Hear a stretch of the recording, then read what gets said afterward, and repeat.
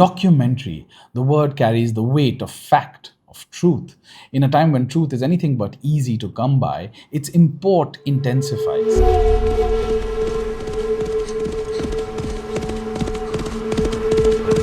There is this idea of hybrid documentaries, a little hard to pin down a precise definition, but think of it as a combination of observational and fictional or crafted footage with no clear label as to which is which. Hybrid takes it out of people's expectations that it will be a fiction or that it will be a documentary, and it allows them to take the film for what it is. I was prompted to write about this after reading filmmaker Gabrielle Brady's take. I only use that word, hybrid, to signify an in-between space, she said. It doesn't tell you how it was made, it just lets you know that it's not entirely documentary, or that the filmmaker may have used some fictional tools, which most documentaries have.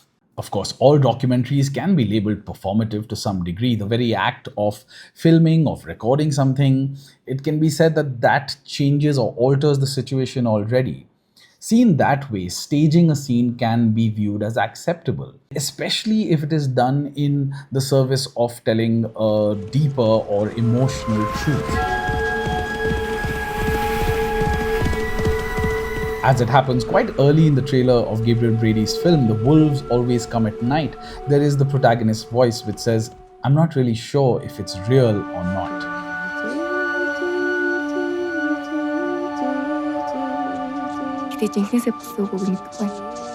The story has been filmed over 5 years, and it tells of a young Mongolian couple with kids displaced from their life in the steppes and have to live in a shanty town on the outskirts of a city. It is described as using observational documentary footage along with reenacted and created scenes co-written with Dava and Zaya. Dava and Zaya are the two protagonists. In one particularly intimate moment, Dava and Zaya lie in bed and they're contemplating life and their future. Dava begins to cry before Zaya quietly scolds him, "Don't cry in bed."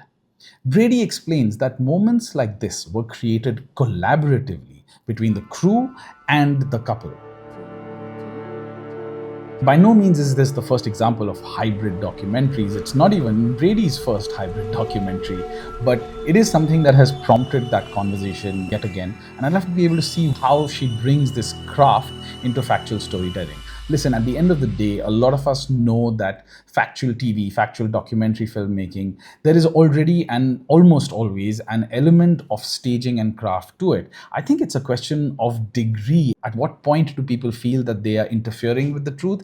And at other times, they feel that they are actually enhancing or enabling the truth to be told in a better way. I leave you with this wonderful quote from Brady. There are so many hang-ups in the documentary world about this idea of ultimate truth.